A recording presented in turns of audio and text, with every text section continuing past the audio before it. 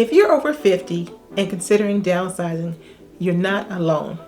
Downsizing can mean freedom, but it can also mean risk. So today I'll share the 3 biggest mistakes I see people make when they downsize. And mistake number 1, overestimating the value of your current home. Real estate goes up and down. These values can change depending on what's going on in the market, depending on the interest rates, depending on what's going on in your community. It also can vary depending on the time of the year. So you may have thought your property could be valued at a certain amount because maybe you saw your neighbor have sold their home. So you want a realistic view of the current market value of your home.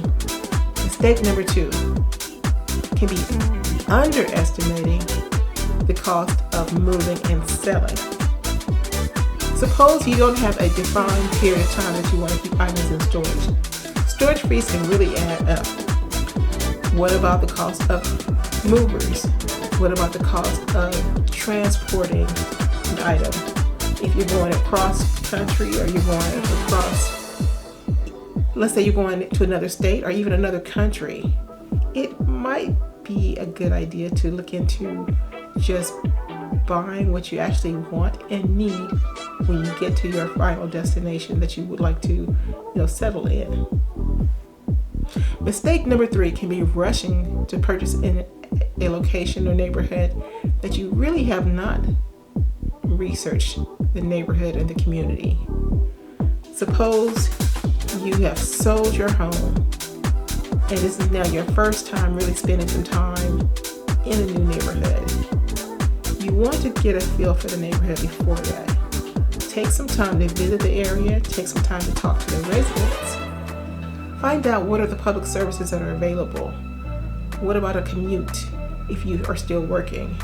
How close are the restaurants if you like to eat out? What about entertainment? What about crime level? Talk to the locals before you settle on a place.